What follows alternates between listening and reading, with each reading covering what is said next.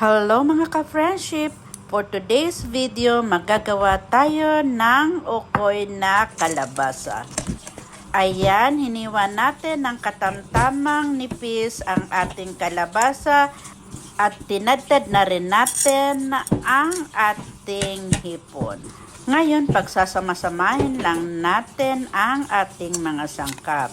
Ayan, ilalagay na natin ang tinadtad na hipon sa ating kalabasa at sibuyas.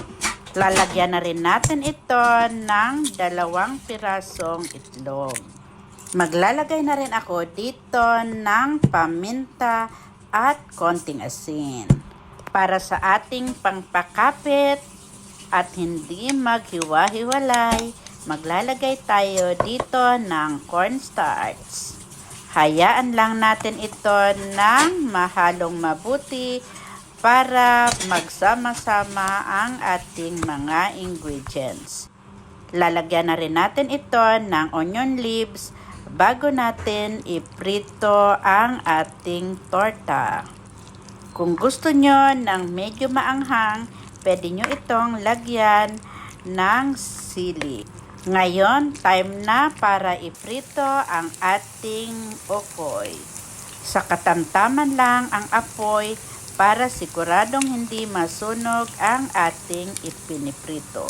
Masarap kainin ang ukoy pag bagong prito dahil ito ay crispy pa. Kaya kailangan pag naluto ay iserve kaagad.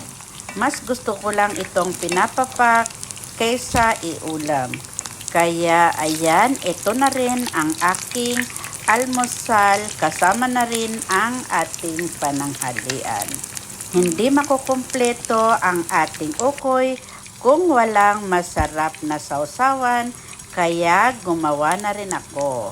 Sa mga bata, mas gusto lang nilang isawsaw ito sa ketchup, pero ako naman mas gusto ko itong i-partner sa toyo na may sibuyas at syempre para may konting anghang, nilagyan ko din ito ng siling haba. Ayan, ready na to serve at papakin ang ating masarap na kalabasang ukoy.